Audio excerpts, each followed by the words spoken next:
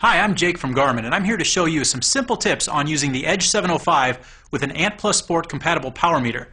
And aside from most of the serious gearheads out there, most of us will have the power meter installed at a bike shop.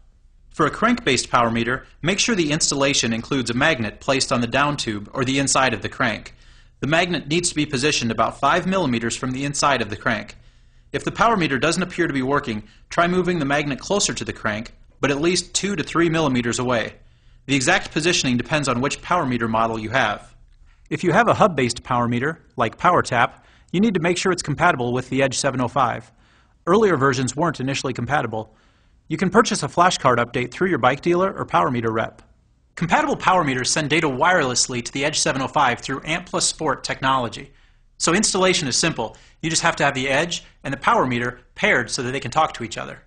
On the Edge 705, press the menu button, then select Settings, and scroll way down to Ant Plus Sport.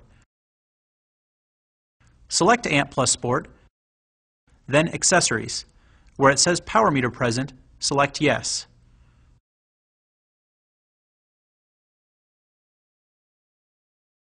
Push the Mode button twice to return to the Settings menu. Select Profile and Zones, then Bike Profile. Be sure to check the power box at the bottom of the screen. Depending on the type of power meter you have, you'll wake up the meter by either spinning the crank backwards or spinning the wheel.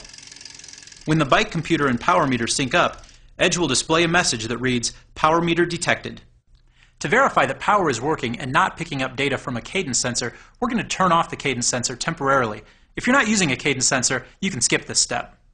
On the same Ant Plus Sport page, where it says Cadence Sensor Present, select No. Next, we're going to set up the bike computer display so that power is one of the data fields shown. Go to Menu, Settings, Data Fields, Bike Computer 1. Select the number of data fields to show, then use the click stick to highlight a field you want to change. Press in on the click stick and then select Power from the list.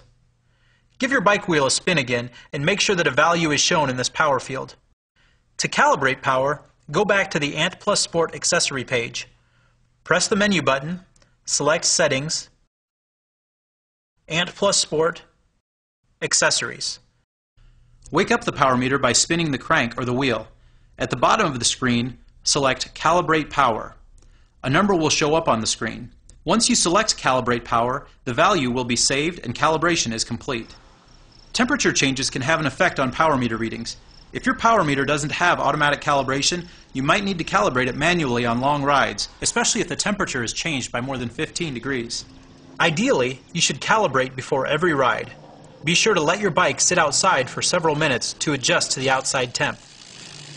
Some power meters will display a message to tell you whether calibration was successful or if it failed. See your power meter owner's manual if you have questions.